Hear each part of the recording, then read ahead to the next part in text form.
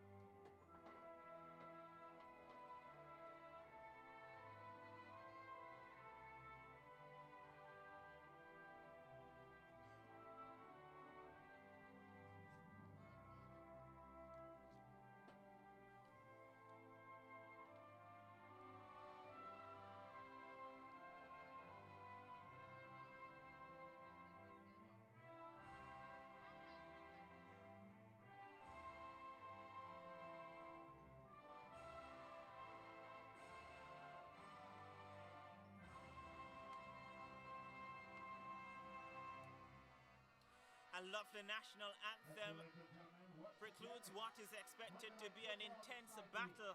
I won't do it alone because I'm joined by my Brazilian friend Romario de Silva. Romario, good night, and what a fantastic battle we're expecting here tonight. Yes, what a very encounter between Mount Pleasant and UWI. UWI, they have drawn in Arnett Garden last week Monday, and this is a momentum for them building to going into this encounter, which I think both teams will be attacking, right? And we will see who draw first blood. And the Mount Pleasant Football Academy team, they would have had a coaching change. Started with Donovan Duki, who took them to a 4th place finish last year in the competition. And out went Duki, in stepped Tiga Davis, who actually led them to the Premier League. And then he was relegated to a minor position with the coaching staff. Donovan Duki now out of the picture. Paul Tiga Davis, this is his 3rd game in charge. He got 1 drawn result and 1 win already. He's hoping to get 3 more points for this Mount Pleasant Football Academy team. And UWI, they're no pushover, the team in white. They've gone through an extensive change, UWI, because last season they would have gone with a budget, $30 million they spent to keep their spot in the Premier League. Now they've gone with 80% students, this UWI team. So hence the reason, a change teams, change strip. But pretty much it could be a similar story for the team here tonight. Just Donovan Duki is no longer at the club, and you see, it's the same players, right? So they can get the job done. Last season, I see Mount Pleasant, they're running all over, and they get to the quarter final of the stage. So I think with this team now get it on, the players are the same, and let us see what they can do tonight. For UWI, the team in white, Amal Knight will be in goal to John Williams. Zelarna Barnes, who is no stranger to the Tony Spalding Sports Complex, played at Arnett Gardens last season. Fabian McCarthy, Thornton Simpson, Shawayne Barrett, Michael Heaven, Andrew Humphrey, Javoy Belnavis, Rashawn Plummer, and Damana Solomon is the captain. UWI get things underway, and an early touch here for the captain McCarthy. Ball played long downfield. And UWI early on the attack. The Mount Pleasant team last season, they were one of the best defensive team. Here's Daniel Green inside the box. Early chance here. And that second touch may have taken him away from goal. And the chance went to back in there, but good intensity in the opening seconds of this contest. Yes, this team will continue running, especially UWI. They've played last week and against Arnett Garden. I've seen there is a pressing. Arnett Garden is known for a pressing team, but with UWI, they have the compassion to do what a team will progress. But I think tonight they have a solid battleground with Mount Pleasant, who is also an attacking team. And Sula McCullough gets an early touch. Here is Ladale Ritchie, wears the captain's armband. Ricardo Campbell will try to do the mop-up work. Came over last season from Humberline and has been a rock at the back for this Mount Pleasant Football Academy team. Here they are. Jamil Hardware.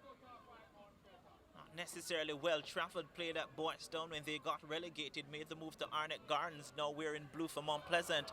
Here's UWI though with possession in the middle of the park. And a clumsy challenge here from Cardell Benbow, and a free kick for the UWI team inside their half though. But for Cardell Benbow, he's a player that I've been watching him for 4 years, and then going into the Manning Cup and how he progressed into the Premier League. A strong player, and his killer instinct is on the wing and cutting in. What a wonderful player he is. And here's the header clearance now, and a miscued clearance there at the back. Beckford trying to get to it, won't get to it though. And Shawayne Barrett gets possession for UWI. Solomon clears.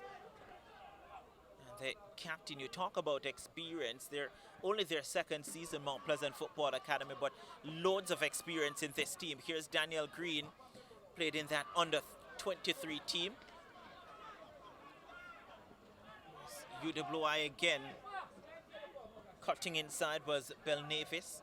Here's Zelarna Barnes. Goes further left, ball forward now, trying to pick out Thorne Simpson, and it goes all the way through to Cardell goalkeeper Vargas. And Seems worrying, to take a knock. yeah, worrying for Cardell Benbow. You remember last season for a decent chunk of it, he was out because of injury, because of a groin injury. While, well, not last season, but the season before, while he was at Waterhouse, when Donovan Ducky was at Waterhouse as well. Well, it was a plague on him with his injury last season, and Donovan Ducky but he brought him at Mount Pleasant, and this is the thing, it's the geniuses of Donovan Ducky. You know that he have the injury, but what he said, all right guys, what you're going to do, you're going to sit down, you're going to recuperate and come, and he take them to the quarterfinal. Here's the Damana Solomon. Now Daniel Green being employed as a number 9. He's that point man at the top, but I don't think that's necessarily his best position. Here is Cardell Benbow to Green. Gets by one.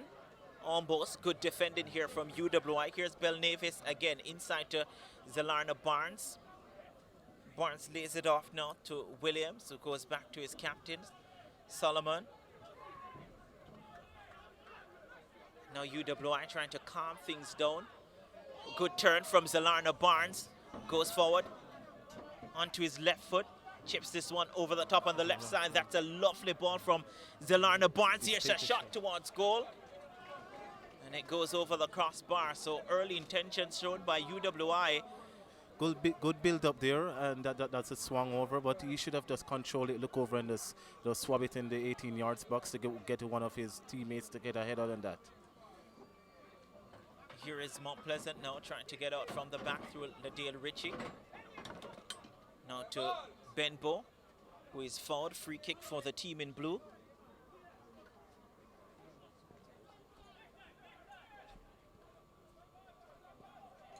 Now Campbell. But you look at this Mount Pleasant team, as Words has been saying, that they have invested a lot, more than any other team in the Red Stripe Premier League. As you can see that they brought a lot of experienced players in their club. This is their second season in the Premier League, and they look like a team that they have playing for years. If you look in the team, throughout the team, these are players who would have been playing in the Premier League for a couple of seasons. I remember maybe about 3 years ago or 4 years ago, maybe 3 years ago, Daniel Green playing for Brazil. Here's a lovely pass to Green, on point, a lovely save from Amal Knight though. That's a wonderful true pass and a lovely shot by Amal Knight, but Amal Knight came up big and he made that stop to it. Here's a ball inside the area again, headed out this time from UWI. And coming away with it is Fabian McCarthy. He's such a calming influence in the middle of the park for UWI. but that was a decent enough effort. It was a very good save from Amal Knight. And Amal Knight, I've been watching him, a wonderful guy coming up in the Manning Cup to playing for Hulmers. And I can see that Walker Cup that that season was one of his best season, and I can see that he's a good goalkeeper that we're having in the future. But you know, a lot of time I've been saying that he's not called up to the prominence of the national side and to represent Jamaica in the right way that he wants to. But he's a good goalkeeper.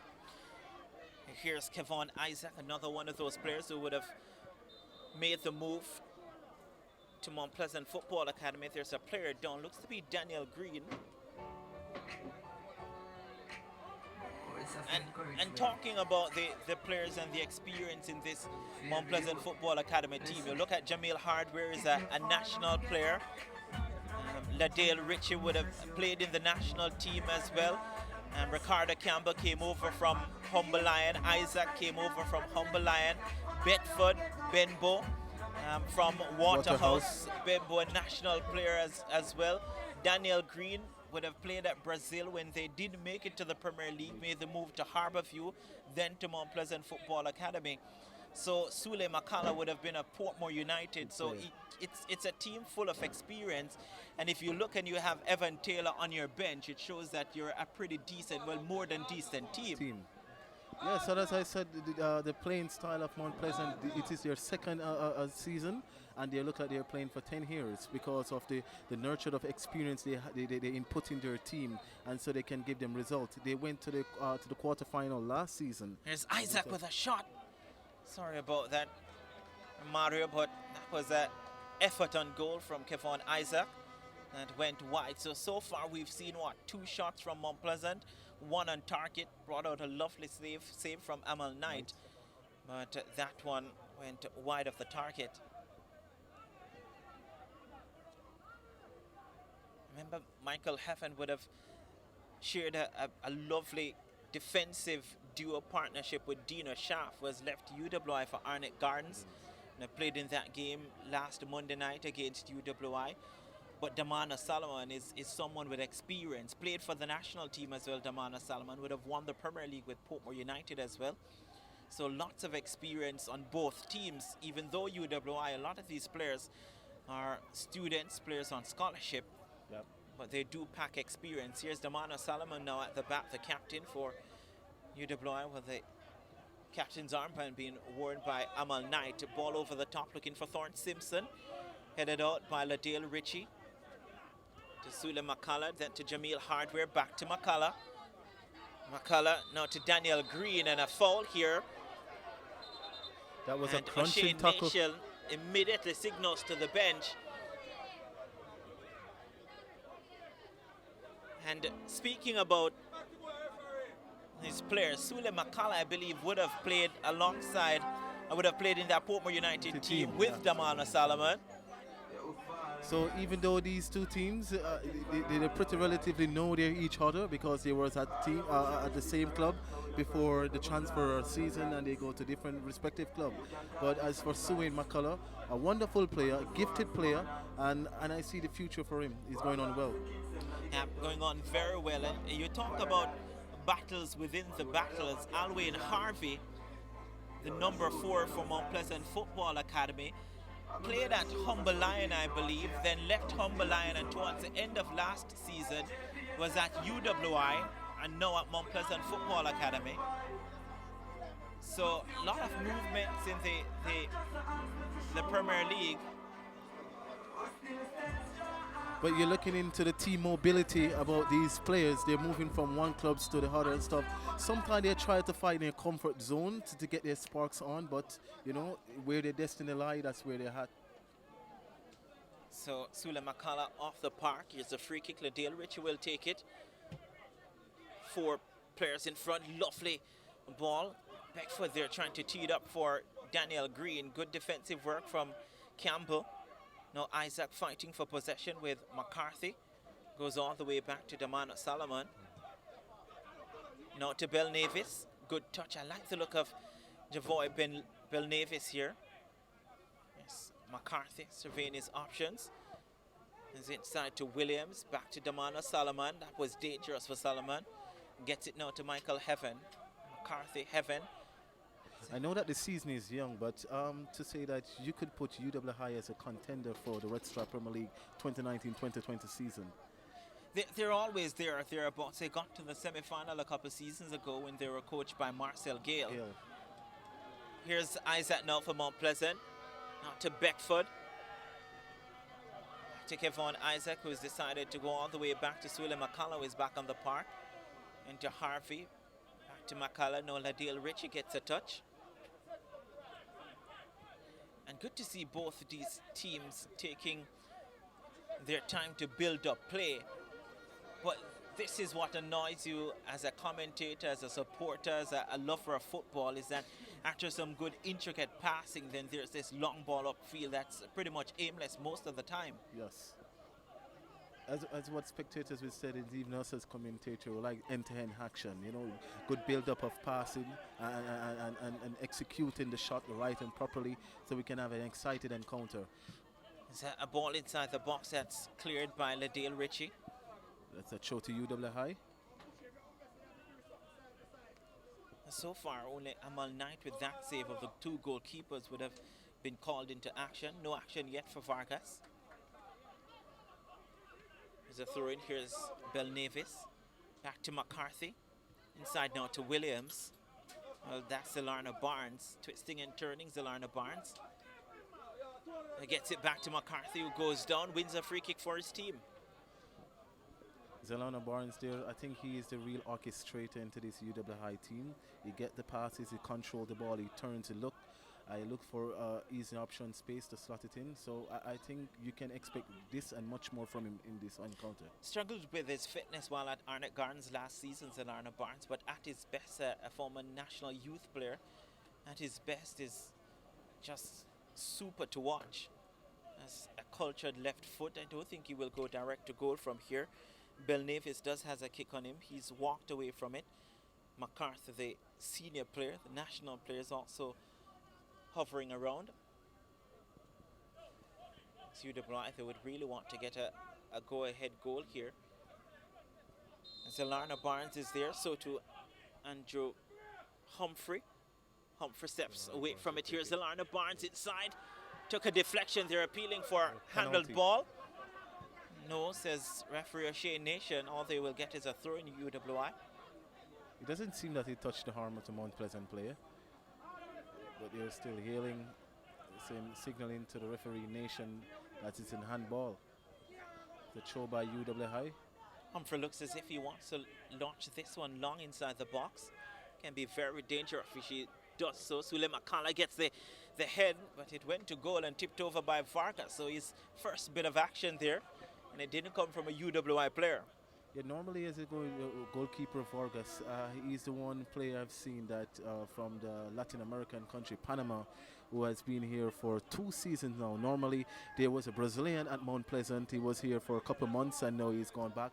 But I see with the cultures and the Latinos here in Jamaica, Vargas has seen that the players have been playing the longest in the Red Stripe Premier League in the history. Yeah, and I tell you what, Waterhouse would have had 2 players from Colombia in their ranks. Malines United has a player from Canada. I understand they're sorting out to try and get a player from Germany as well. So it speaks about the diversity of the league, and I can't remember a time where we've seen so many overseas-based players playing in our local national league. Ladale Ritchie is down, by the way, being attended to, as you can see there.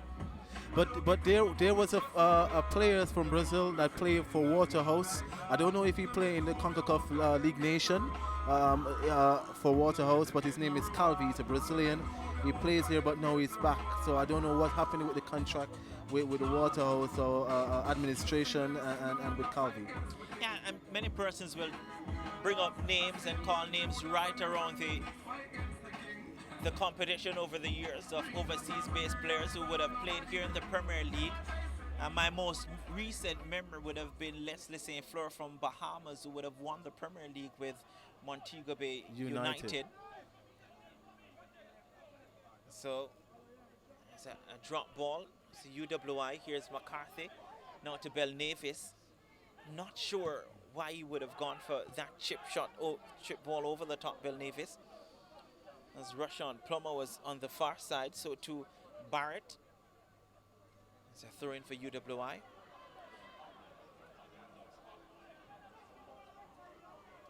So no goal so far, but still good entertainment in the minutes that we've seen so far. Here's UWI. The both teams trying to get their snatches together and to pull off to a brilliant execution, but we have not seen yet from both teams.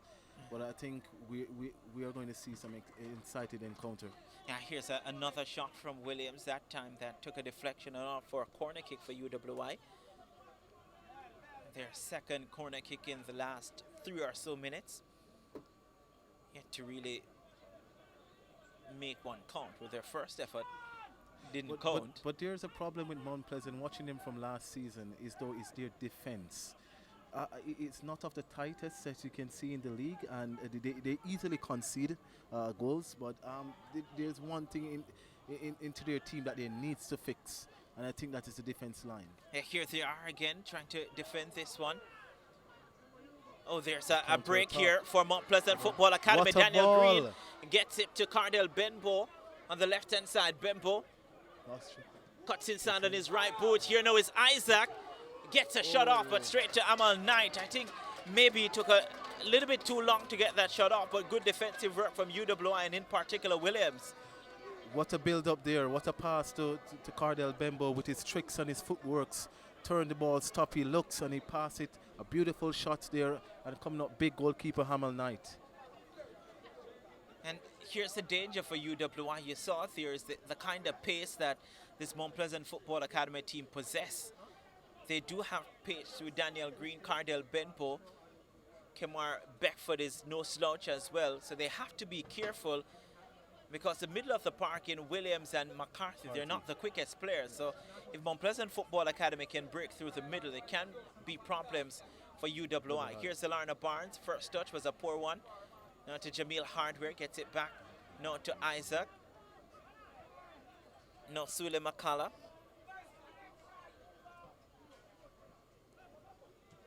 Benbow shoved off it. Free kick, Mount Pleasant.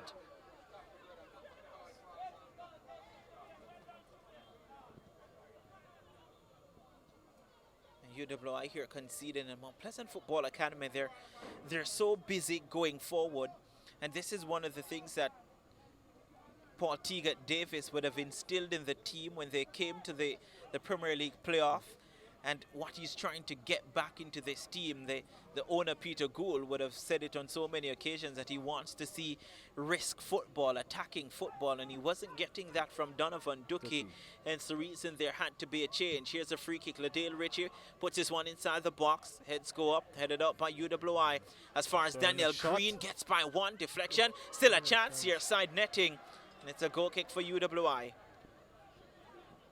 Try to wrap his foot around that one and go into the net side. So I think Mount Pleasant, they're getting their notch together, and for them to execute when the time is matter, when the time is really right for them. Here they are again, possession taken away. Good move here from Beckford. Jamil Hardware was asking for it. Back to Beckford. He lays it off on the far side, and it was far asking too much of Latoy Leng. Right fullback. So a good opportunity there, not capitalized on by the Mount Pleasant team. It was a poor pass really from Kemar Beckford.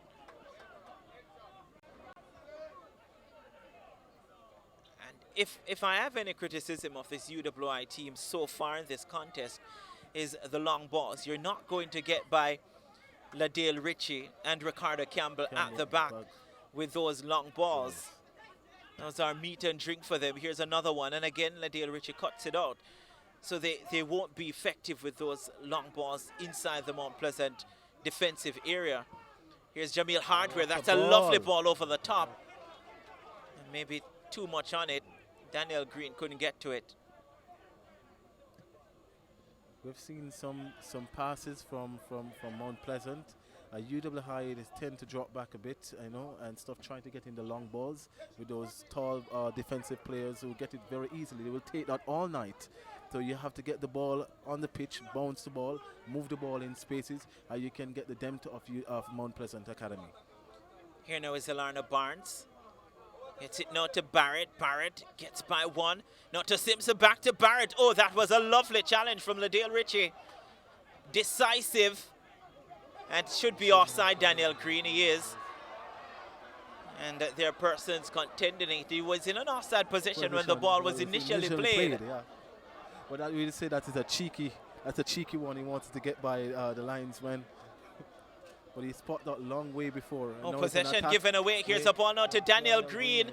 It's Green. Good defensive work again. And the offside flag was up on that far side again. You can see that the attitude of this Mount Pleasant team, they want to get an early goal. The attacking keep coming. They keep coming. They're looking ways to execute all their passes and to get a proper shot at the goal. And one of the things, so they have to be mindful of is that Cardell Benbow, he generally cuts in from the left-hand side on that right foot of his, don't necessarily narrows the play and stifle the run of Daniel Green. If he stays wide, he will give his team space, and Jamil Hardware, from what he has shown and what we know of him, can pick a pass. Here's Sule McCullough, chipped over the top. The man of Solomon gets possession. Here's McCarthy taken down, free kick UWI. I think this UWI team, they need to get things right on the pitch. You know, you can see that the captain is trying to settle down the team and said, guys, we just need to keep focus and bounce the ball on the ground, right? Rather than playing this long ball, which they're not getting anywhere with it. Yeah, and that's the hallmark of this UWI team. I remember when they came to the Premier League, their first game was actually against Arnett Gardens here at the Tony Spalding Sports Complex. And I do believe that that game ended 4-0 in favor of the home team at Arnett Gardens. They've come a long way from that, would have gotten to a semi-final, as we said, maybe 2 semi-finals in the Premier League since then. And it's a hallmark of their team. They put the ball on the turf and they try to pass the ball around. Here is UWI again. Barrett trying to get by one, and they do have skillful players in the form of Barrett and also Belnavis. And someone who is so calm in the middle of the park as McCarthy, Fabian McCarthy. So you put those together, Barrett, Fabian McCarthy, who is calm in the middle, Barrett on one side, Belnavis on the right-hand side, and Zelarna Barnes through the middle. They do have a pretty decent unit going forward. I think for this UWI team, they're giving Mount Pleasant too much space, getting comfortable to execute their passes, and I think that can be very dangerous for them. So throwing again. We talk about attacking football with Paul Teagat Davis. Here's Harvey now going forward for Mount Pleasant. Gets it wide. Here's Daniel Green. Now to Beckford. Beckford back in, trying to look for Daniel Green. I'm not sure why, because Humphrey was all alone, or Harvey rather was all alone on the right-hand side. Here's Sule McCullough. Cuts inside. Here's Harvey. Now to Hardware. Ritchie. Back to Ritchie. Chipped over the top. And again, is an opportunity. I don't think he will get the better of Ricardo Campbell. He doesn't get the better of Ricardo Campbell. I feel throwing UWI. That was unfortunate there. You're talking about the attacking philosophy of Paul Teagat Davis. I could remember when he was at Arnett Garden at the time. We have a young talented team with the likes of Kirk Ramsey, who was the top notch of Arnett Garden at the time, and that crop of play that he had around, and all attacking games and all attacking, thirds of Paul Teagat Davis. So you can see taking over this Mount Pleasant team where they have the younger speed foot and likes of Cardell Bembos and others, they can get the job done for him. Yeah, he was the leading goal scorer for the national team at one point as well. So an attacker coming to coach and wants to see attacking football. I do remember that Arnett Gardens team plays similar to this Mount Pleasant Football Academy team, pass the ball around. And if you remember, he actually won the Premier League with Montego Bay United a few seasons ago, beating Portmore United in the final 2-1 at the Montego Bay Sports Complex. And that Montego Bay United team was a team that passed the ball around, swift movements, the like of Otti as well, who was very pacey, very quick. Those kind of movements, and those are synonymous with teams coached by Paul Teagat Davis.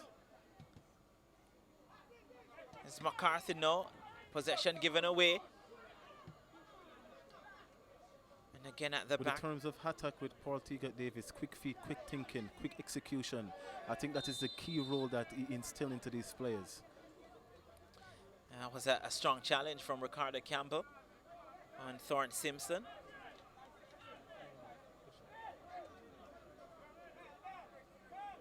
It's a free kick here for the UWI team on this right-hand side. And what can they do with this one? Looks to be Humphrey going over to take it. Not seeing a large support of Mount Pleasant. I wonder if because of the rain that we have early on. Well, because I know they're coming out in numbers. That and St. Dan is pretty far from here. Here's Humphrey.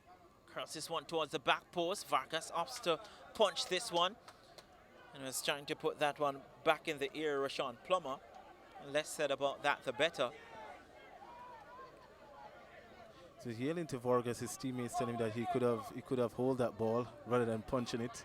But I think that's the goalkeeping style of Vargas. You can see that he's a good goalkeeper, but sometimes the execution. It's a lovely pass to Beckford. Here's a chance. Gets around the goalkeeper. The angle was close, but good defending.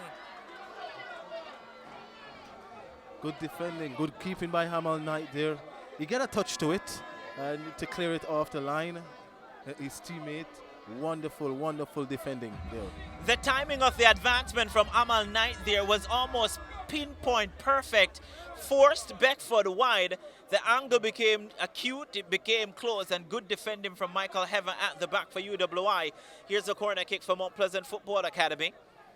And again, we spoke earlier about the kind of pace that they break with the team in blue.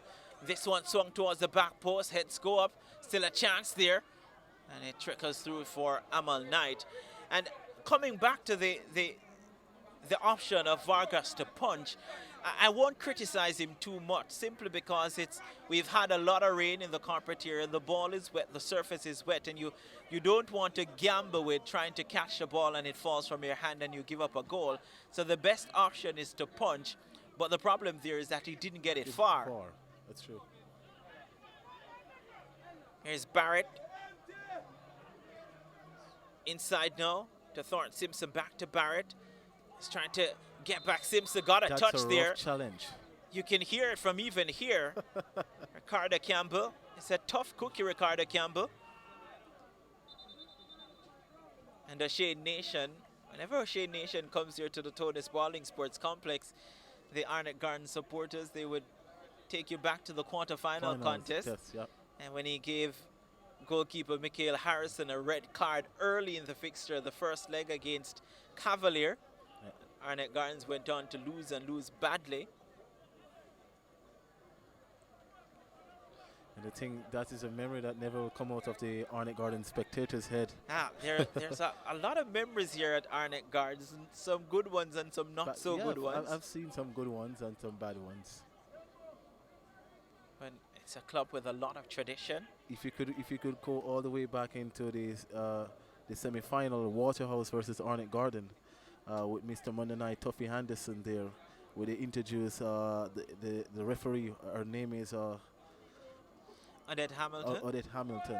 I remember that. She didn't have a good night that well with both teams. Here's McCarthy now, hoping to have a good night for his team UWI. He can't hit them.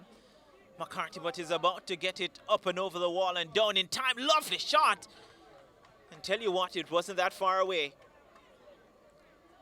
Well, good free kick. He just wanted to get his body a little bit over the ball and execute it so that he can power that shot right in the V. And that'll probably give Mr. Vargas some troubled time. So far, we've seen shots towards goal. Not a lot on target, though. And Mount Pleasant Football Academy, they would have had the better of exchanges. Here's a move from Beckford. Rolls it across the area. Real melee in front of goal. And McCarthy comes away with possession. Daniel Green seemed to be the Mount Pleasant player down. Well, a process of elimination. It's not Daniel Green. Looks to be Cardell Benbow.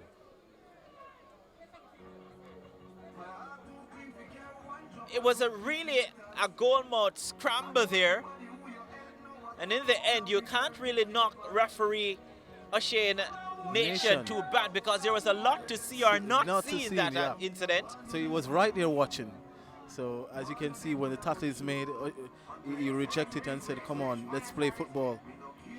But there's a lot of people might criticize the refereeing of referee Nation. But to see how critical he is, he always been there watching the game. And whenever it's time to give a foul or stuff, he always to be on point. Sometimes he can make a little mistake, but I think he's a good referee. Yeah, he's a FIFA referee, O'Shea Nation. Let's see if there's a drop ball here. It's a throw-in, is it? Cardell Benbow seems fine. Yeah, it's good to see in a challenge like that, players are back up and can walk on their own. Possession given to UWI because they had put it out for Benbow to be attended to. Now that I'm not sure why, because when he got hit, he was actually off the field already. Already, yeah. So the game could have carried on.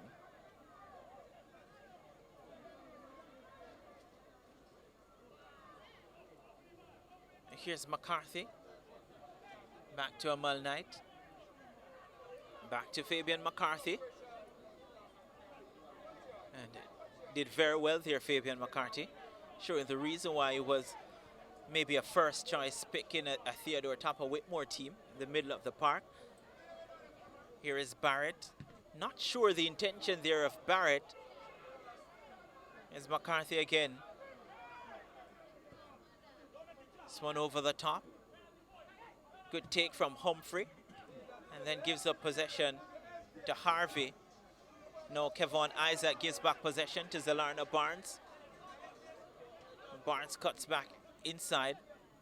Here's Bell Navis. McCarthy goes for the shot. That may have taken a deflection. Let's wait to see. Referee O'Shea Nation concurs with me that it did take a deflection and is out for a corner kick for UWI.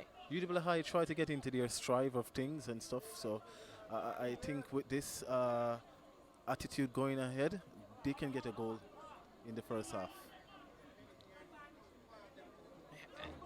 At this stage, Romario, who do you see with a couple minutes to go till the halftime break? Who do you see, if there is to be a goal, as this one is headed out for another corner kick, if there is to be a goal in this first half, who do you think might get it? Mount Pleasant, to be sure. They are the one in the attacking. They are the one who seems hungry so far. So I think they will draw the first blood. Well, I tell you what, there are some UWI supporters that will really laugh at you should they get a goal from this corner kick. Here it is now. Swung inside, heads go up. Ladale Ritchie puts it out. Here's Zelarna Barnes. No McCarthy. Good first touch, but good challenge. No Isaac. There are two to aim for on the right-hand side, and he just couldn't get the ball past the first line of defense for UWI. As the ball played forward, here is Beckford again, and goalkeeper Amal Knight, brave he was. And a late challenge there on Amal Knight from Kemar Beckford. He comes with the trail legs, and I think he deserved a card there. I tell you what. If you could see the replay of that.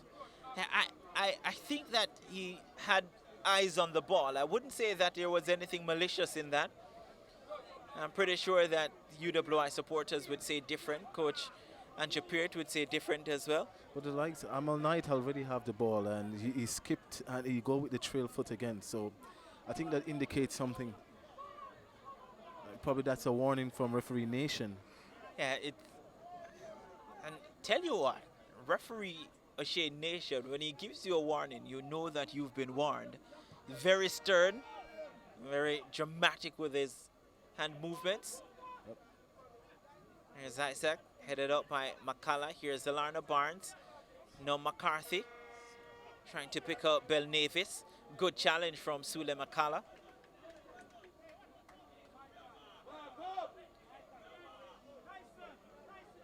Here's Humphrey. Bill Navis. Isaac gives up possession to McCarthy. As McCarthy gets by one. And this one, miscued clearance. Leng on the right-hand side is trying to release Green early. From one. Here now is Barrett. Couple of step over. Still Barrett. Maybe should have taken the shot there, Barrett. Now to Benbow. What a ball. Lovely there. pass from Cardell Benbow to Daniel Green.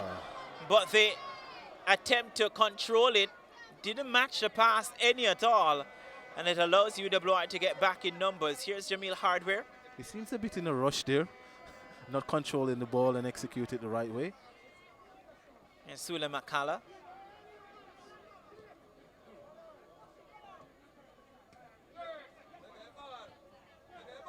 Now Benbow, a lot of space.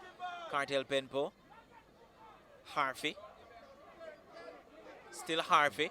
Can't believe he's taking a shot from here. And it's parried around the left upright by Amal Knight. Wonderful strike there by Hamel Knight. He sees...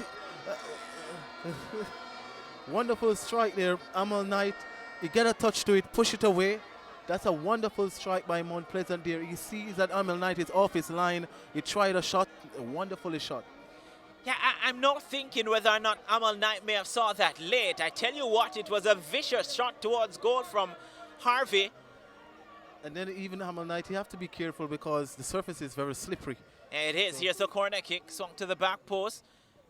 Aiming for Ricardo Campbell there. Came back across. Here's Cardell Benbow.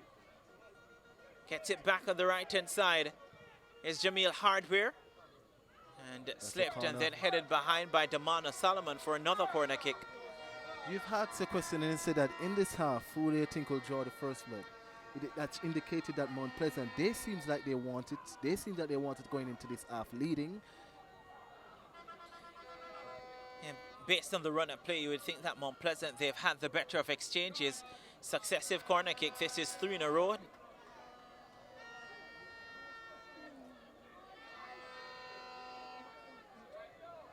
None decisive, and the quality of these dead ball situation is lacking, not just from Mount Pleasant but also UWI. Right. Here's another one swung inside.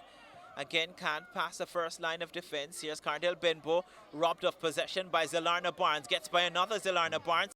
Can UWI break here on the left-hand side? Here is Barrett.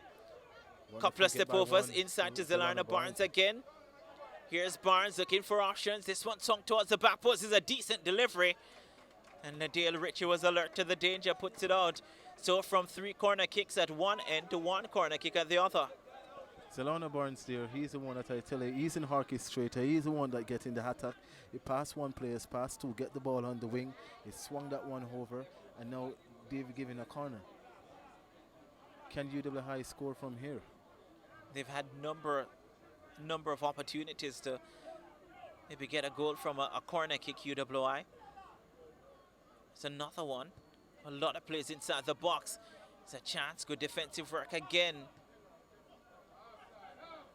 Back to Humphrey.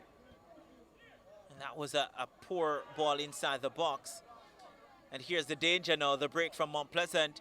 Here's Beckford. Gets it across to Daniel Green.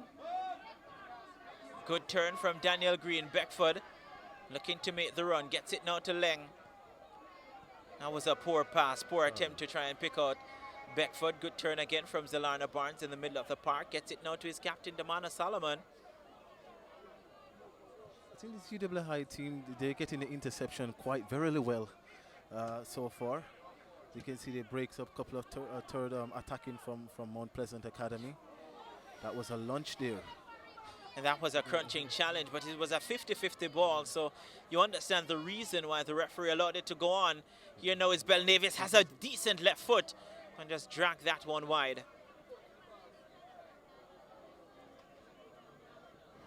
Alwyn Harvey seems to be hurt.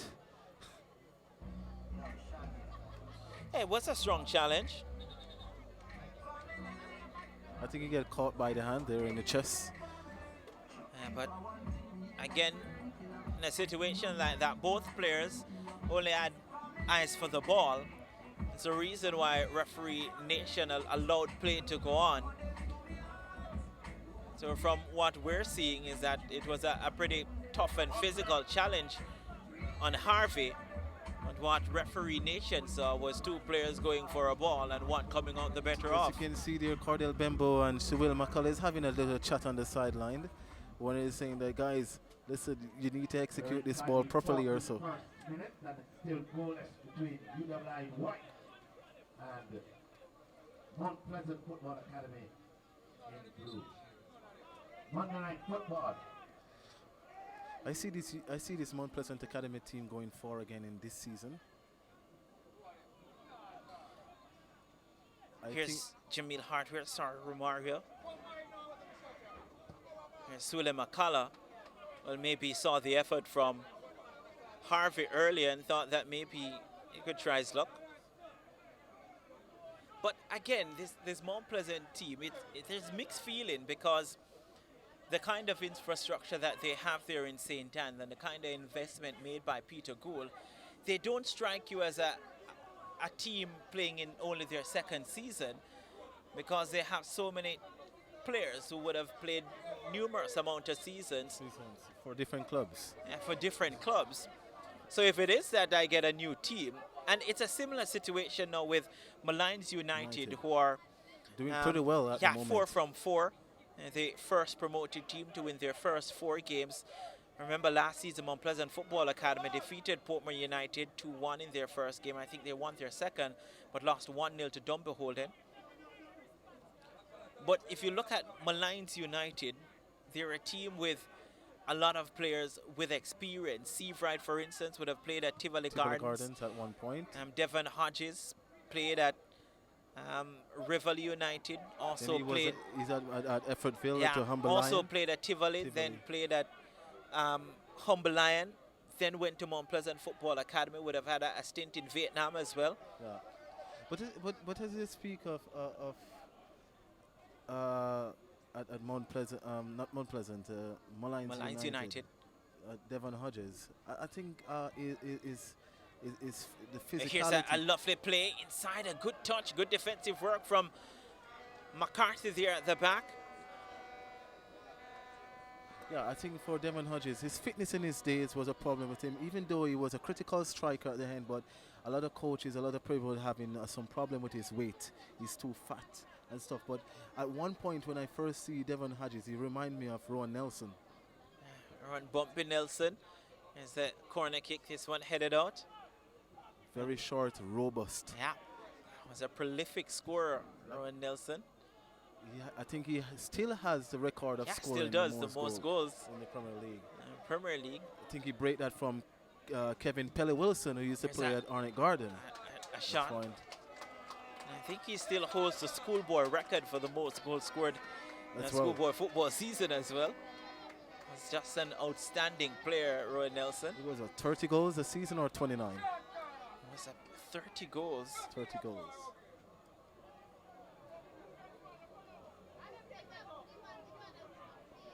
We don't necessarily see strikers like those. I think back to last year, I believe it was 12 goals, the leading goal scorer. Here's a corner kick. As Harvey gets it to Beckford. Swings it inside the area, but again, not sure what the Mount Pleasant footballers were thinking there. Yes, and as you're talking about the goal scoring, looking for in the league 1, 2, 3 to 5 seasons ago, as you can see that the number of goal by the strikers, the likes of Jermaine Tuffy Anderson and all of those, they were banking the likes of 20 goals, 21 goals of the season, and you can see this dramatically drop between these strikers that 13 goals to 14 goals that finished the season last year and stuff. So you can see that there's a problem in our striking third, not only for the clubs but in the league generally. I remember Jermaine Johnson came back to the Premier League and was leading goal scorer when he came back for one season. So we've now played 45 minutes. There's 2 minutes added. Here's one floated inside the box and went through the palms of the goalkeeper. And maybe that answers the question that we asked earlier about why Vargas decided to punch the corner kick. Yeah, the ball is very slippery there. He probably won't feel comfortable just a while ago to get that one caught, but it was very slippery right through the gloves. So sure it's not that dangerously. He probably caught that in the back of the net. And here's UWI again. This one floated inside. Some indecision there. Whoa. Here's Cartel Benbow trying to turn his marker there. He's a very tricky and speedy player. And you can see as a defender you have to be well-rounded to contain this man. Yeah, he's very skillful, very tricky.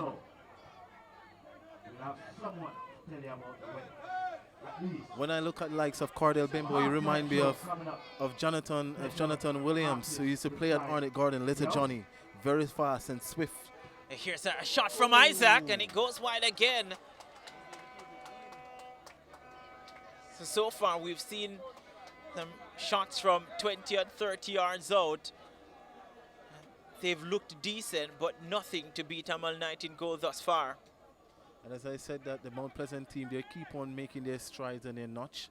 And I think that one of those will be executed right and properly tonight. They're hoping you're right. It seems as if we are going to go into the halftime break all level. And we will go into the halftime break all level. So referee nation has seen enough. Yeah, at the end of the first half, it is 0-0 between UWI and Mount Pleasant Football Academy. But Romario, from what you've seen, are you pleased with the level of football, and what do you think needs to change for these two teams in the second half? I think the mindset of Mount Pleasant, they should continue coming on with the same thing in the second half, attacking. But you can notice when they do attack, and UWI, they get that profound of counter-attacking. That's where Mount Pleasant need to tighten up on their defensive line of countering those counter-attack. But also for UWI, they should get the notch tight. They should be circulate the ball around the pitch. That long ball is not doing a great stuff for them. They need to get the ball on the ground and execute properly.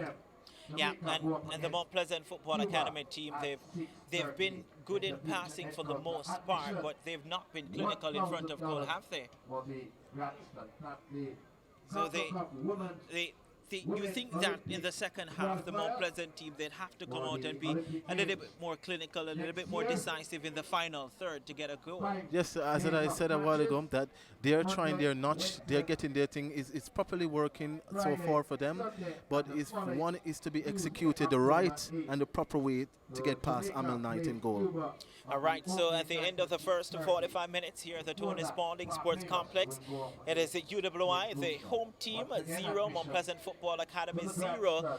And again, on the unfortunate situation that the Monday night football game could not be broadcast by the holders of the broadcast right for Monday night football. But again, thank God for Island Sports Network, who was able to step in and to allow you to have the privilege of seeing this game here at the Tony Spalding Sports Complex. But 45 minutes to go, still no goals in this one. Hopefully we'll get some goals on the second half between these two teams. None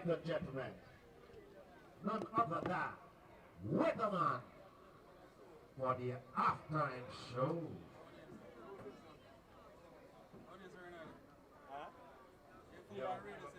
Just bust the Friday, just bust keep up.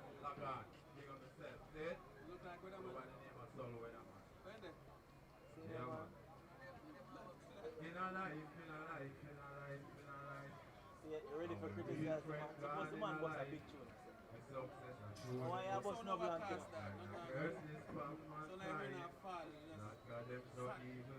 You are pay up street, I in the jungle. All your best friend William, your dinner. You know the time red and it a get wicked. Surprise, yeah, big up yourself, big up yourself. No. In a life. Big up yourself, Naga. In a life. Don't know enough. In a life. Hey. I will read for it, God in a life. Show them up. Our kind of curses from mankind. God is the evil. You want me have three eyes and the jungle here. All your best friend will get me a dinner. Just know the time when I get wicked. Anytime you want try, you get the most fight. Like fear that me realize. People want kill it anytime you arrive. You feel it. Them your bad mind, your hide. Anyway, man, I stick to it. Everything under control and life over this. Money, money and the slogan. Yo, jungle. Our real friend gone in our life. The success show them up. Our kind of curses from mankind. That God is so evil. You up here three eyes and the jungle here. And your best friend doing your dinner. That know the time when I get wicked. Tell you. We see the bad mind and the mind. The whole of them are fly. Still man, I rise to the sky. You feel like the not tell the night. People want to see you just put up in a hole. Over them, everything I unfold. Wolf in a sheep clothes, no people support. Real book, them brave and bold. Our real friend gone in a life. The success I show them up. Our kind of person stick up on themselves. Go by the name of Solo when I'm on stage. I want to check out that thing when you're done when you're back on you. You know what I'm saying? Yo, we want more!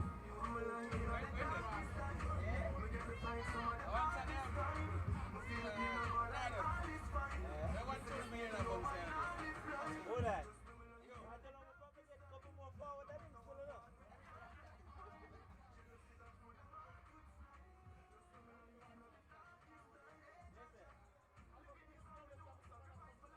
All this I'm gonna have is an entrance.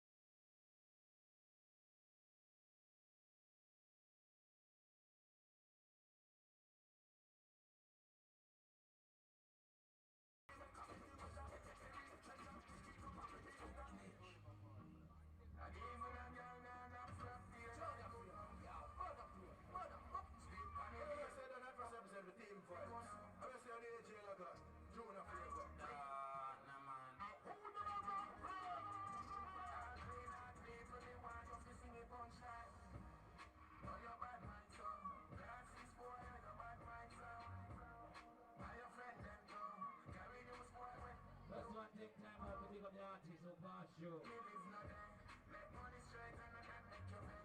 I tell about inner life. Things are going on in the inner city right now, you know? Round the screen at Joe there.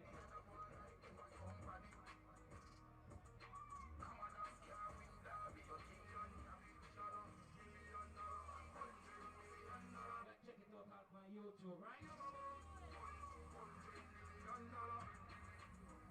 I tell you what if I like it gone already. Right now.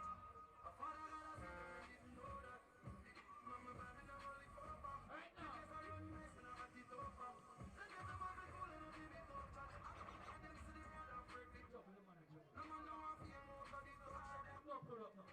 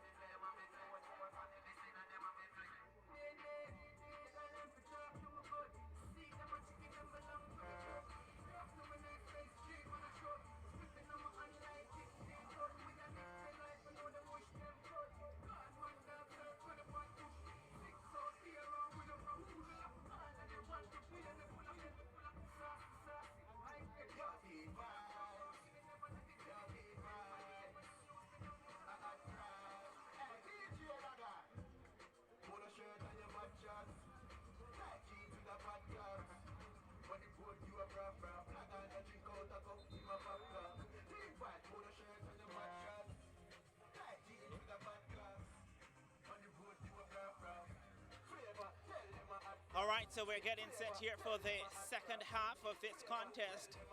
UWI up against the Mount Pleasant Football Academy here at the Tony Spalding Sports Complex. Still 0-0, but it's a contest not void of opportunities for either teams, by the way. But the attackers from both units failing to beat the respective goalkeepers. It's Mount Pleasant Football Academy will get things underway. They're kicking from left to right in full blue, and the UWI team in full white tonight. They're kicking from right to left on your screen. Here's the Dale Ritchie, gets it all the way back to his goalkeeper. So good early touch for goalkeeper Vargas, who has not had a lot to do in the first 45 minutes, to be fair. But when he was called upon, did well. Amal Knight would have been the busy of the two goalkeepers. And here's a ball that could have been very tricky for goalkeeper Vargas, but did well. And there's Jamil Hardware for Mount Pleasant. Sule McCullough plays this one forward. Damano Solomon will give chase. Gets it now to Humphrey, inside to Williams. With a lot of space, the defensive midfielder for UWI. Now to Barrett. Looking for options. Barrett gets by one. Lays it off on the right-hand side to Humphrey. Back to Barrett. Barrett taking down West on the play. Free kick UWI. UWI is gradually, as a first off, it's a good thing, indication to see that they're trying to get the notches, they're trying to get the passes and stuff. There's a foul there, and I think This is a set piece that they probably can get this goal in the early second half. Yeah, the first half, Ricardo Campbell and Ladale Richard did so well at the back with aerial balls. Do you expect them to keep it up in this second half? Here's a lovely ball inside though. Heads go up. It's Thornton Simpson who got hit to that one. Zalarna Barnes trying to pick up where the ball will drop. Here's Damana Solomon, gets by one, gets by another. Good work from the central defender, and then a peach of a ball over the top, trying to pick up Bell Navis, but good defensive work from Sule Makala. Throwing taken quickly. Here's McCarthy. McCarthy stood down his player there, and that's an easy call for referee O'Shea Nation. Yeah, so as you can see that he have beaten him, but he's drawn the shorts of his, so that's definitely a yellow card there. He didn't want to have the handle of this space for him to pass. The first caution of the game is to Andre McCarthy, or Fabian McCarthy, sorry, from UWI. It's Vargas. Gets it to Leng. Who was closed down very quickly there by Barrett.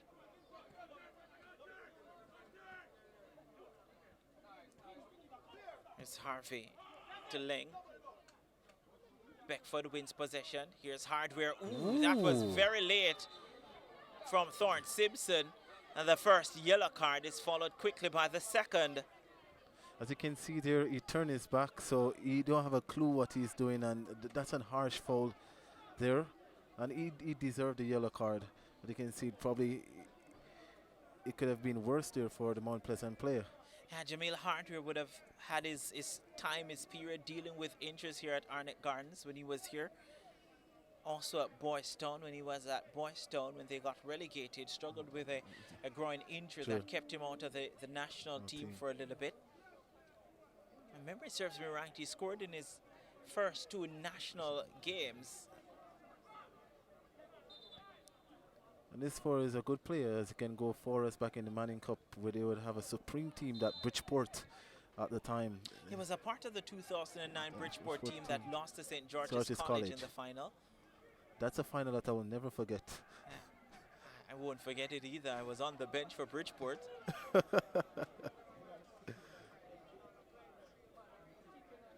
It's a goal kick for UWI. Played in that super team with But I think you play at the time with Andre Steele. Yeah, I didn't play at the time with Andre Steele. Andre Steele would have won the Manning Cup in 2006. And he goes on to play for 2-1 in 2007. And at one point in time in his Andre Steele career was playing for Harbourview. Yeah, it was at Harbourview. I think he called up to the under national 23 team twice. Was in that team with Learman of Glenmuir. Thomas of Glenmuir was also in that team. Was that super team? And those superb, talented players that Jamaica have, and where are they now? Yeah, Andre Steele actually went overseas and just didn't come back to Jamaica. Number 8, David McCarthy. Here's probably Barrett. find greener pastures there. Back heels this one. Lovely touch. Here's Bill Navis. Good move from Bill Navis. Is he going to get a ball in the box? That's it's charged down, corner kick. So the first corner so far for UWI in the second half. In the second half. So interesting that you say so many talented players, and where are they now?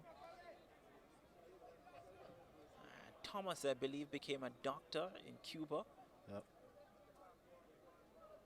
And also for this young player, he's played for Jamaica College. I call him the Davivia, a Jamaican Davivia.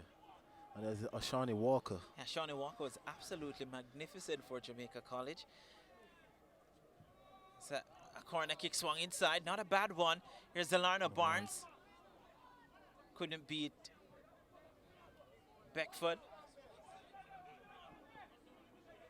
And Shawnee Walker actually played in a team alongside Junior Flemings. He's in the national team now.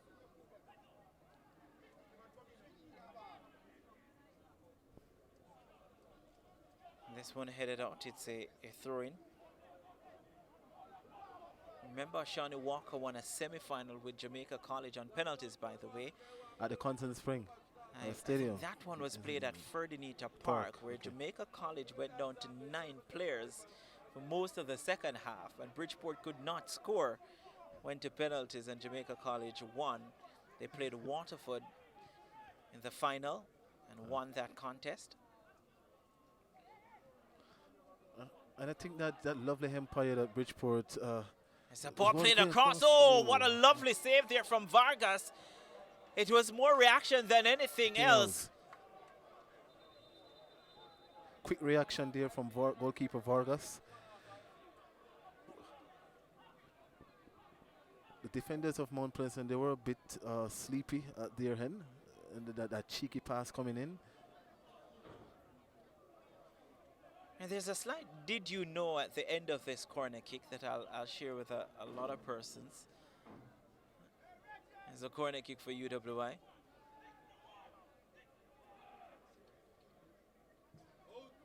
This one swung towards the back post. A chance here. Still Zelana Barnes drills it across. They're appealing for a handled ball. Here's Damana Solomon. It's Beckford. He's trying to slip that one through to Cardell Benbow. And then I won't even describe what just happened from Williams. Now here's a lovely did you know. Now did you know that Island Sports Network carries the Red Star Premier League season games every week? You can go over to islandsports.net or download Island Sports Network on the App Store. You can become a member for $3.99 US dollars, not Jamaican dollars by the way, with a portion going towards league development. You can click the links in the description for more info. So Island Sports do have you covered week by week. Yes. You already know that, didn't you? Yes, I do. Island Sports Network. Here's that. Oh! A shot that. And wide of the left upright. Just a little curve on that. Probably give the UWI spectators and the players their head down in the ground, which have put Mount Pleasant 1-0. But what a strike there.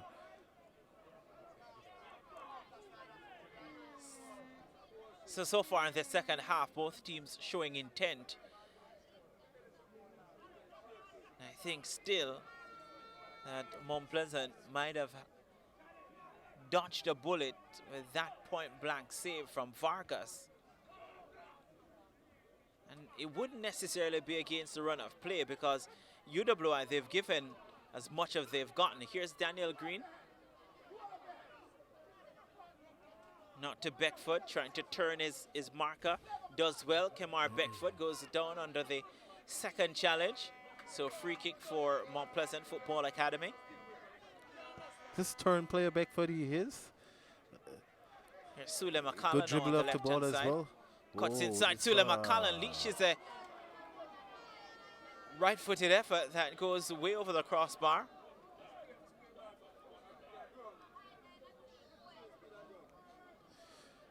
You notice this Mount Pleasant team, their action coming into the second half here. They normally, in the first half, they will try to get into the 18 yards backs to execute their shot, and you're not seeing none of this. That's from the warning of the coach for UWI to saying that, guys, the back line is so sloppy, you guys need to tighten up a bit, keep them off track. So that's what you're seeing displaying now on the pitch. Here's Barrett. That was a lovely touch from Barrett. Again, trying to feed Thorne Simpson. Good defensive work again by LaDale Ritchie. And is one of the adjustments. LaDale Ritchie actually played defensive midfield for Mount Pleasant Football Academy last year. Here's a shot. That was well wide. Was playing defensive midfield for Mount Pleasant Football Academy at one stage under coach Donovan Ducky. Now back to his more familiar position.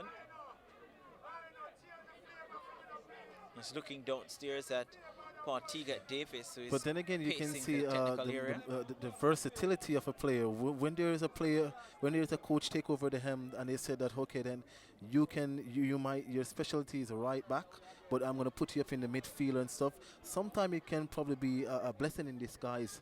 Sometimes it can be the killing of your position. Well, I tell you what, based on my analysis, it wasn't a blessing in disguise for Mount Pleasant Football Academy. Here's Daniel Green, Jamil Hardware turns.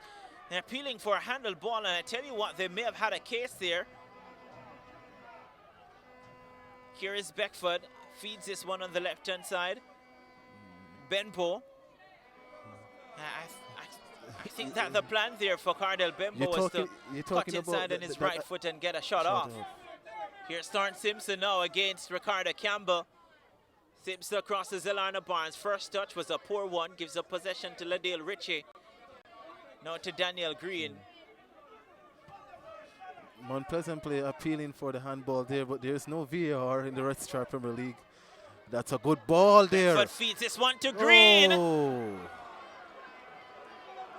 That's an opportunity there. They should have executed that one to get the first one in the back of the net for Mount Pleasant. But a wonderful build-up, a wonderful pass in the 18 yards. If you ask me about players and positions, I've seen Daniel Green being deployed in the under-23 team as a center forward. If you ask me, I don't think Daniel Green is a center forward. Daniel Green, playing in your front three, can play on either wings. I don't think he necessarily plays well with his back turned to goal, and you saw the build-up there between himself and Kemar Beckford. But I will say something. The cross that's headed out, Campbell again. Now it comes to Cardell Bembo. To Hardware, then to Cardell Bembo. And Beckford went on his run too early. That's a throw by Mount Pleasant. It's Jamil Hardware again. Now to Harvey, Kevon Isaac. And the pass is cut out by Belnavis. Here's McCarthy. Ladale Ritchie, alert to the danger, does well. Calmly plays it out from the back. Here's Harvey again. Here's Ling trying to pick out Beckford. Comes off Michael Heaven and goes through to goalkeeper Amal Knight.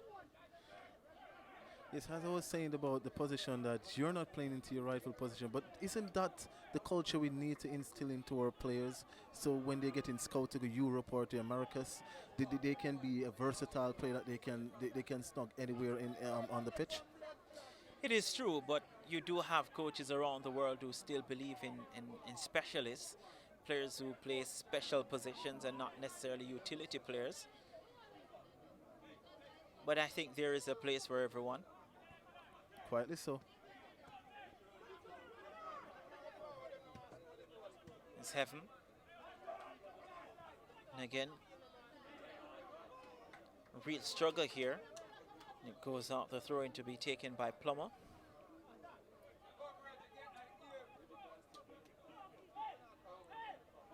And they are again stripped of possession by Harvey, who is going on a run. Oh. That was a strong challenge from Michael Heaven. And Paul Teagat Davis is actually on the field. But I can't say there's nothing malicious about it, because I think all there was in that challenge was intent. A yellow card shown to Paul Teagat Davis. And also by the owner, Mr. Guri, is also railing as well. I'm going to have another look at it, because it clearly took him out. I think what Coach Teagat Davis is actually contending is that an elbow came up from Michael Heaven. But referee O'Shea Nation is well and truly within his right. The challenge was a clean one. It's just a follow through that caught Harvey.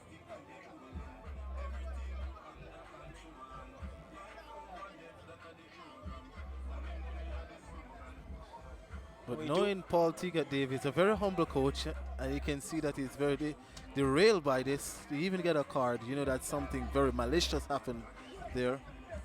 But is he indicating to the referee that there's an elbow there that's through?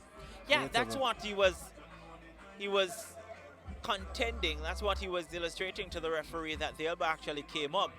But then you don't have VAR that can contend a red card challenge. So the referee has to make his mind up in that split second, and what the referee saw was two players going for a ball. One player got to the ball, cleared it, and made contact with the other player. Whether or not he would have seen the elbow, Shane Nation, I'm not sure. So he has to call what he's seen. Well, I guess we have seen our VAR from our standpoint. I don't know if the viewers can see the replay, but I'm not seeing a harm throw there. Yeah, but the question can also be asked of the assistant referee Lloyd Edwards, whether or not he saw what happened. And you do think that Shane Nation may have put some trust in his assistant referee there to guide him. Here's Sule Makala. Now to Cardell Benbow. Inside now to Jamil Hardware. His first touch was a poor one. Kemar Beckford twisting and turning. Probably should have played the early pass to Leng.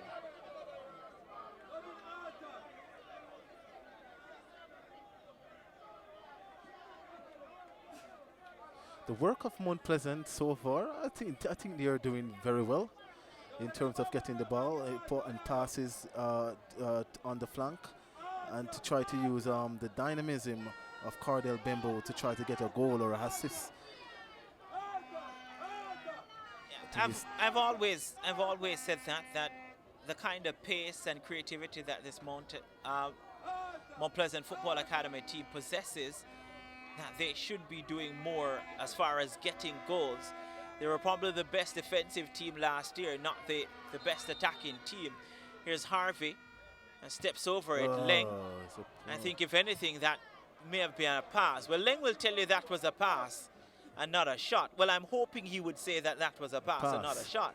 It's very poor there though. But watching the Premier League so long, and as you see in last season to this season, I think these clubs, I wonder if they have a preparation of taking spot kicks, because some of the time to see what they illustrate on the field, it's not like something that they have practiced in their training session. Normally when you look at the European teams and stuff, he's a striker, so he's got 50 balls to try to take a spot kick. I tell you what, there are persons who will tell you that the Europeans, they can take 50 free kicks in a training session because all they have for a day is a training session. Now our players, they come to training at maybe 4 and they leave training at 6. You can't necessarily practice 50 free kicks plus do other drills, work on other technical aspects of the game in 2 hours. And that's just the difference.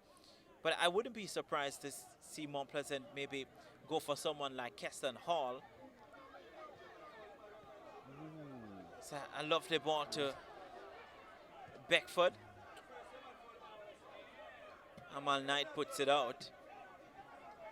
Keston Hall actually scored in their final game. Well, Keston Hall, it seemingly has gone over to the 4th official. I'm wondering if Peter Gould is listening and could very much be an assistant coach. They do have Ewan Weatherly as well. Yes. At Montego Bay United. Went to Harbourview for a short stint. Didn't have the best of season at the time, and now he's back.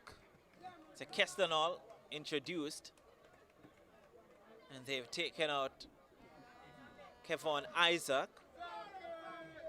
So they've traded a midfielder for an attacker, centre forward. So it would be important to see if it is that they're going to go with 2 at the top. Placing number 50, Kevon Isaac. So that's Isaac, number 50, out. Went in, number 11. Yes, Good turn there. There's Daniel Green inside to Beckford. Not sure what Beckford was trying there. So it goes out for a throw-in again for Mount Pleasant Football Academy. There's Beckford back to Leng. Swings this one inside. Here's Keslan Hall. Comes all the way through to Cardell Benbow. And then just allowed his marker to close him down. Here's Sule Makala. Swings it to the back post. Beckford tries to keep it in. Does so.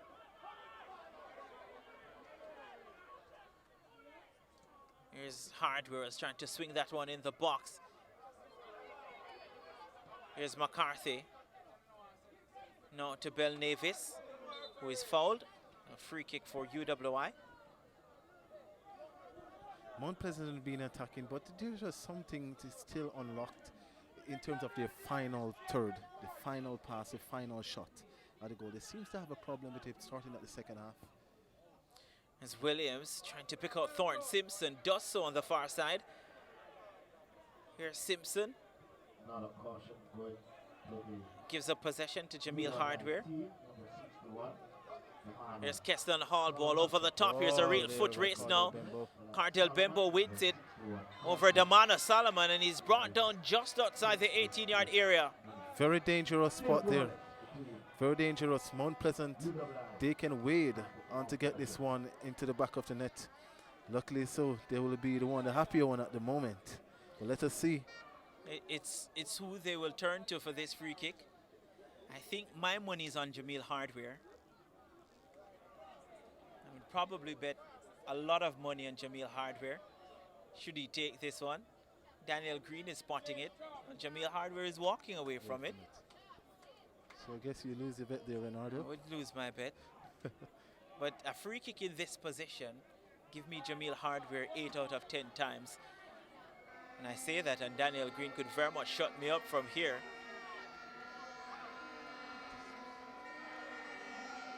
So the Mount Pleasant supporters sensing that something could happen here. And the referee nation explaining to the wall what they can and cannot do. No one saying to Daniel Green what he can or cannot do. Here's Daniel Green with a free kick. I did say give me Jamil Hardware. I think Jamil Hardware might do something better with that.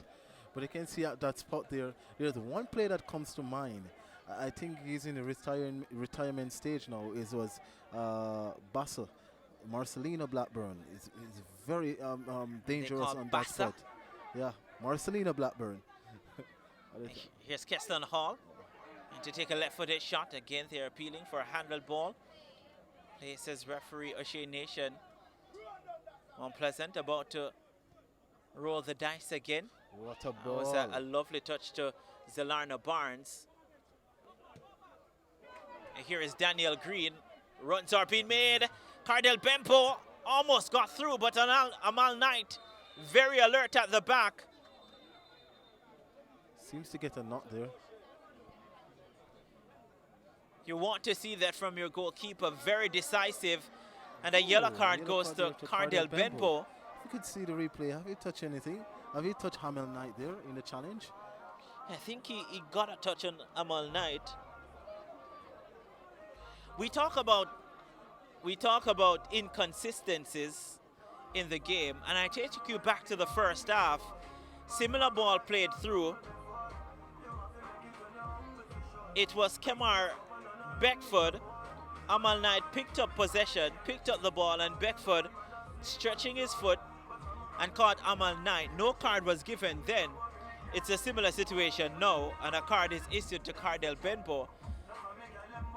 So here's a look at the challenge. Lovely ball played through, by the way. And Amal Knight came and cleared. And I'm not seeing Cardell Benbow actually pulled out of the challenge there. Very early as well. And got a yellow card. Now, Kemar Beckford actually extended his leg towards the ball and caught Amal Knight and didn't get a yellow card. But it's a game of football that does happen in a game. And for referee nation to see there, give Cardell Benbow a card that which he sees something that we don't. And that was his last bit of action, by the way. Cardell Benbow has been replaced by Johan Weatherly. UWI about to make a double substitution here.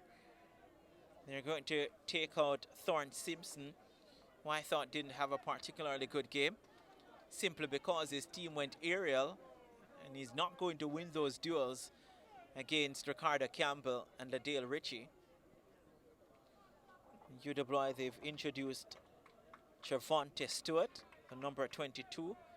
They've also taken out Javoy Belnavis. And Ron Beadle comes in. So Trevante Stewart immediately takes up that number 9 role, and Beadle goes on to the right-hand side. So 2 attacking changes here for UWI. Trying to counter the 2 attacking changes from Mount Pleasant Football Academy. Here's Daniel Green. Ooh. Gets by 2. Gets it now to Keslan Hall. Oh. Still Keslan Hall. Not to Ewan Weatherly. And Weatherly loses possession. Fouls his marker. I think he should have taken the shot there rather than looking for a pass. 26 coming out, replaced by number 20. Number 55, Ron. I think Keslan Hall there, as you said, might have had the shot because his marker slipped. So the middle of the park left empty by Mount Pleasant. Here now is McCarthy trying to feed that one through. It's a challenge. It says left the ball here for the substitute. And what an introduction that would have been for Beadle. That's a chance should be taken by UWI. Normally we know in the game of football, when you don't take your chance properly and stuff, he will come back and haunt you. Yeah, clash there between Ladale Ritchie and it looks to be Sule McCullough. And Ladale Ritchie is down.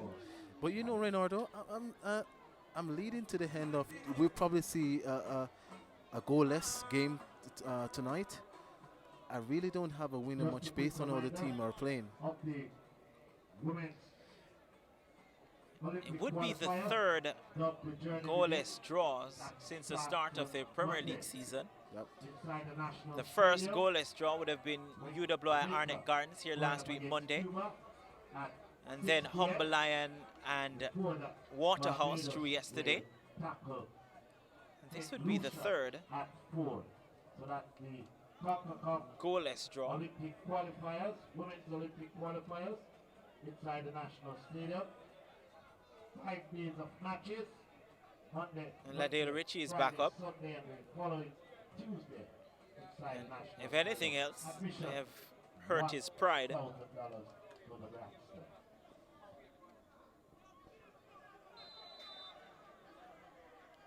The goalkeeper Vargas about to restart play.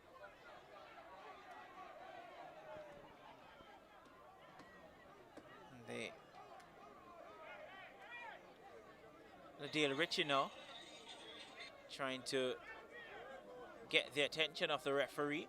Play has to restart before he's allowed to re-enter the park. You know, is Barrett. Now to Zelana Barnes. And again to the substitute, who is Trevante Stewart. So the first touch for both substitutes lacking. Here's Trevante Stewart again. Should be a Mount Pleasant throw. It is. These two teams so far lack the intensity and the build up between the games. The attacking. We're not seeing that from Mount Pleasant. They had a better first half so far than the second half. And it's one of those things, keeping up the intensity of the game right through to 90 minutes. The intent. There isn't a lot of teams in the Premier League that would do that, can do that. Here's Beckford. And again, this one was very late again on Harvey. You will be cautioned. It's to Jordan Williams. Now, I saw an incident yesterday. Kimani Arboyne from Arnett Gardens, who decided that he wanted to take matters into his own hands. Got into a real fight with some spectators. Yeah, when I first saw it, and I was saying, like, really, this is Jamaica. And I tell you what, I would probably be harsh to criticize for this, but there's no place for football, for that in football. Yep. And if I were the PLCA, Yeah, but in some term, I think there is a legal action will be taken against him. I would definitely look to ban him for an extended period. Yeah. Still goalless between UWI. There's a ball inside the box. It's headed out. Daniel Green trying to get to the end of that loose ball. Here's McCarthy to Zalana Barnes.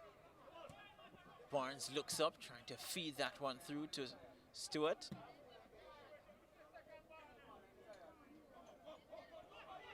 It's what happened yesterday was no good PR for the league. Yep. And you really want to make your voice be heard when it comes to behaviors like that. Here's UWI again. It's a substitute, got by 3 players before being taken down. It's Beadle.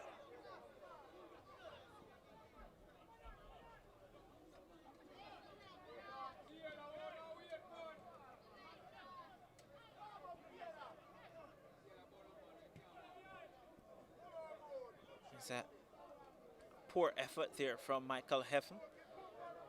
You don't necessarily see defenders wearing number 11. No.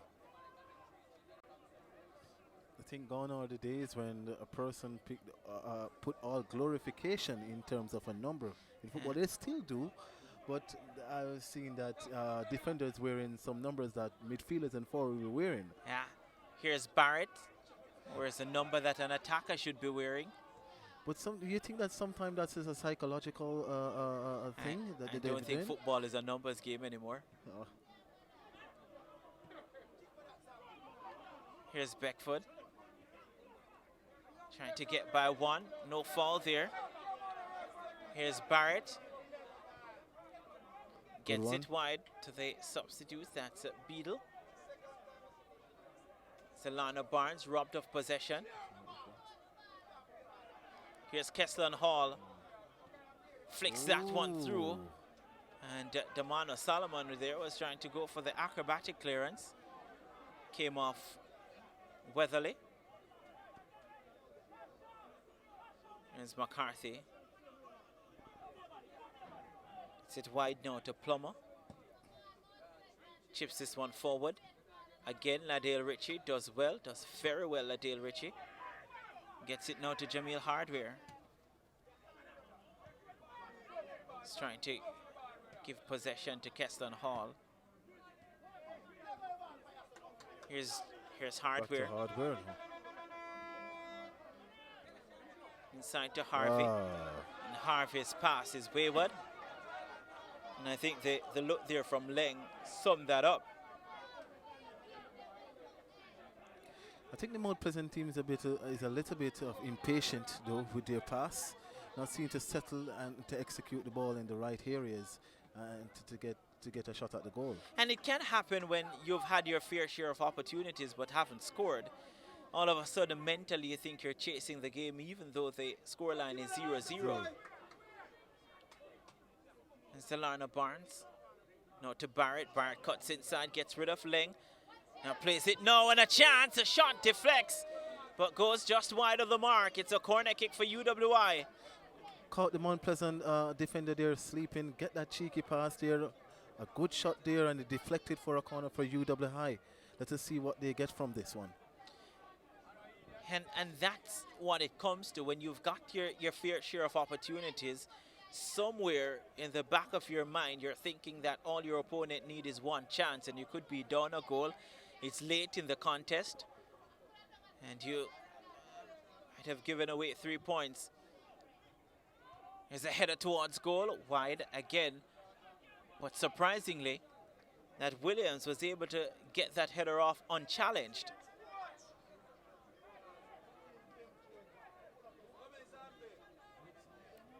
The surprise is to see your fast goalkeeper Vargas. He's been talking a little patro now. He's been here for a couple of months. It grows on you. Yeah, rapidly. He's been around players that, they speak the Creole a lot. Here comes the best way and the easiest form of communication. Yep. Here is Leng. And to pick out Beckford. Good work by Plummer.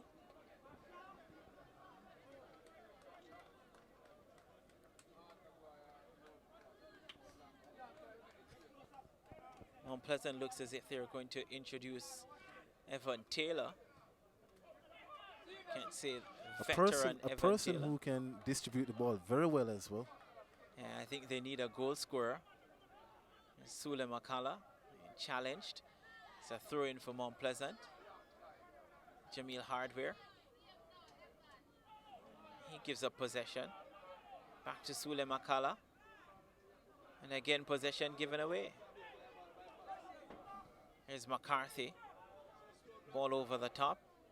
And Campbell there. Should be an easy call for referee nation.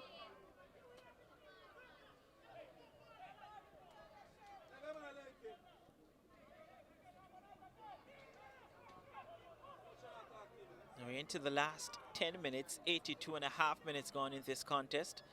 Still no goals. Which I still believe are going to be goalless in this encounter. It's shaping up to be goalless, but who knows? You can get a late goal. Have a lot of time left. Here's Daniel Green. It's tremendous work. Now Jamil Hardware gives up possession again. It's Campbell. Ladale Ritchie all the way back to goalkeeper Vargas, who I think will be very unhappy with his keeper for that ball. It's UWI with an opportunity now to get numbers forward deep inside the Mount Pleasant half. Here's Barrett, good link up between himself and Stewart across the area. Here's Hardware, gets it now to Weatherly. Keston Hall goes on a run. Weatherly checks inside. Here's a ball now to Keston Hall. Here's the chance for Mount Pleasant. It is Keston Hall, cuts inside on his right boot. Still Hall. Oh. Did everything there except get off a shot, Keston Hall. That was a close opportunity I've seen so far in the game. That Mount Pleasant should have made that a counter bluff. But so Barrett gets the better of Leng, but is bought to playing the run off a substitute Stewart. That's a poor one. So substitution about to be made. They're going to take out Jamil Hardware.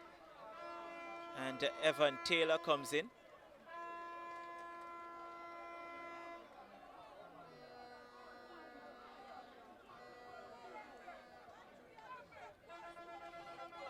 So the veteran Evan Taylor. 8-4-minute substitution for the Mount Pleasant team. There. Out comes number 7, Jamil Hardware, replaced by number 23, Edward Taylor. I'm just looking around. I'm not sure what's the hold up here. seen some players changing their shape there at the sideline. Amal Knight is still down, hence the hold up. Seems not that he got earlier on has been plaguing him at this moment. Could very much be act of just to run the clock down.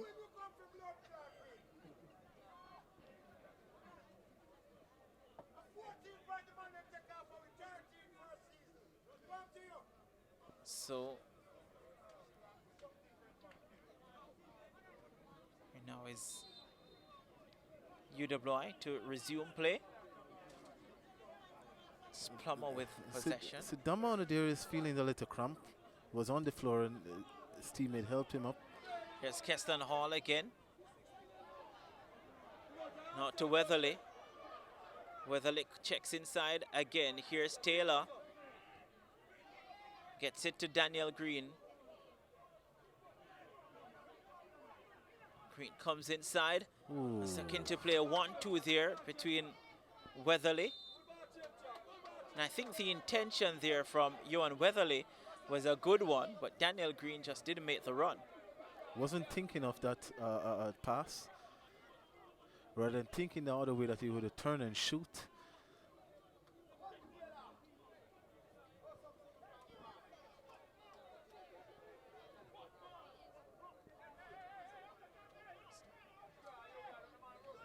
So 3.5 minutes of regular time left.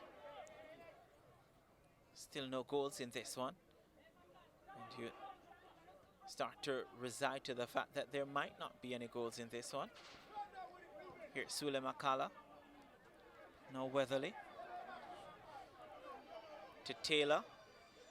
Second touch of the ball.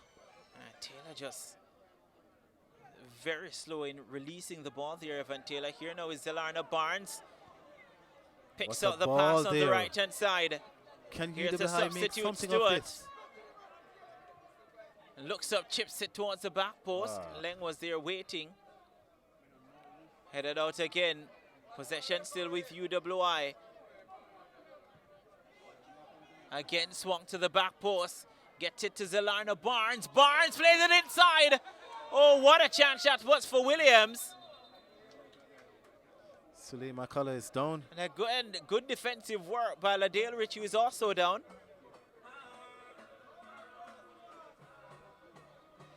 The UWI team has get their fair chance as well, and they have done nothing with it. And as I still said, this game seems that it's ended 0-0. We have seen some end-to-end counter-attacking, but there's nothing profitable from these attacks. There's a hope now that not a lot of time is added to this one, because it has dragged on. It's bordering on being dull at this point. UWI about to make another substitution. They're going to take out Barrett. And Jabari Hilton Barrett, number 10, out comes in. for the UWI team, replaced by number 14, Jabari Hilton. So that's Jabari Hilton going in with the 89th minute. Who do you think would be happier with a point at this stage? Still goalless. Yes, a coach would always tell you they prefer a draw than a lose, right? It's early in the season, and to get a draw, it will probably not be pleasurable for them, but you know, it's something that they can digest a bit going into the next encounter. And the away team here is Mount Pleasant. So that being said, you would think that They should be the happier one going back. And they should be the happier of the two teams to the point. But you get the feeling that that's not Paul Teagat Davis, is it? Yeah. And throw in here for Mount Pleasant. If he doesn't get the win, he'll be very disappointed. We're in the final minute. Based on what we're getting, we might be 4 added minutes.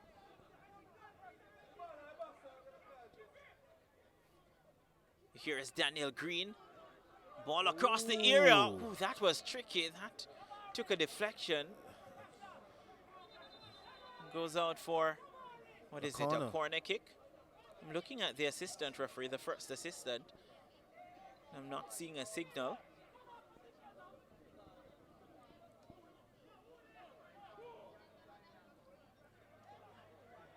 Leng goes over to take the corner kick. Indication of the 4 minutes will come up after this corner kick. Here's Leng. That was poor. Not a corner there for Mount Pleasant. So confirmation of the 4 minutes. Both officials indicate minimum 4 minutes added time. Minimum 4 minutes added time. So here's Leng again. This one across the area. That's another corner. Corner kick again from the opposite side this time. But it seems to get goals from this, especially when the additional time is added. And to get a goal in this third, that will just kill everything right off the gun. Here's Keston Hall to take this corner kick. I thought that with his height, he'd probably be there to knot this one into the back of the net. Goes all the way across to Leng. Yes, Trevonte Stewart puts this one upfield. Evan Taylor plays it to Campbell. Campbell gets this one back in the box. And Amal Knight calls very early and confidently and claims that's the one. Gets it now to Fabian McCarthy. Here's Stewart. What a ball Ball there. over the top looking for the other substitutes. That's a Beadle. Beadle gets control, puts it inside the area, headed up by Evan Taylor.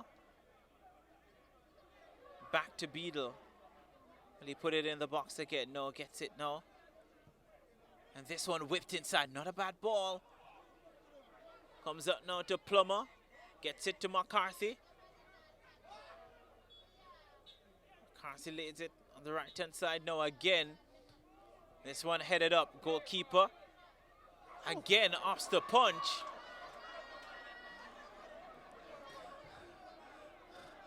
I'm not sure. I've been saying that luck is on Mr. Vargas' side tonight, because he's punching those balls, and as a coach has said to you that when you punch the ball, you punch it away from, and that's a dangerous spot there. Punched it down. Here's UWI, another 2 minutes to go. Amal Knight, that's not the best of clearance, gets it to Weatherly. Weatherly cuts inside. Here now is Beckford. Beckford goes by one. And you can tell that he's a right footer.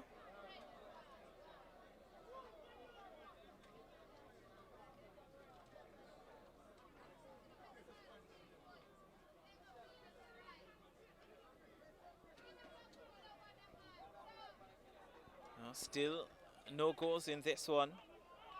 And we might not see a goal in this one. Only have a minute left of the added time.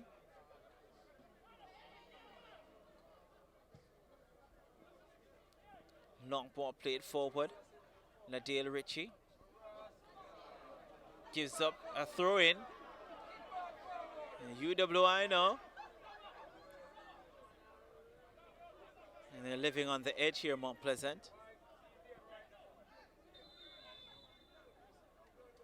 There's a whistle on the play, or a foul.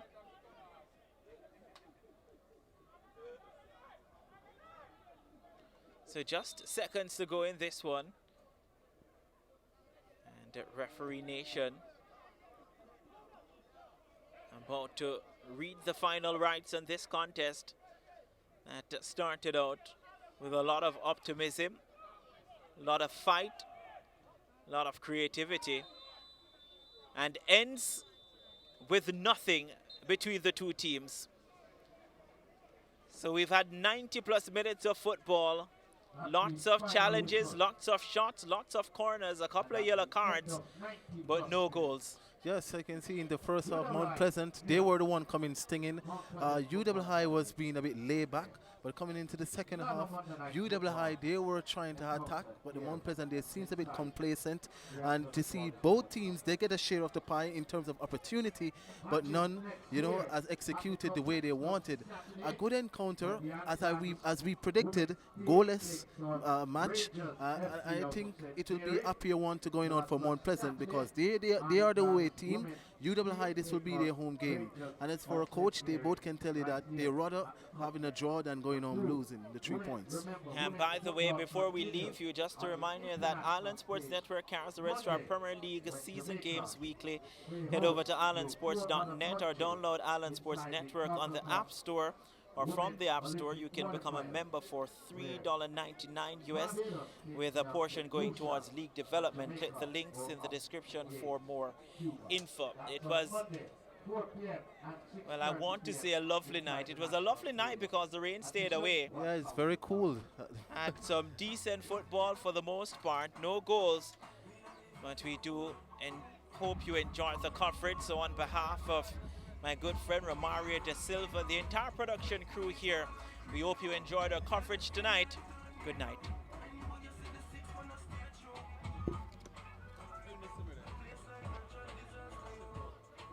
But you beat the brother.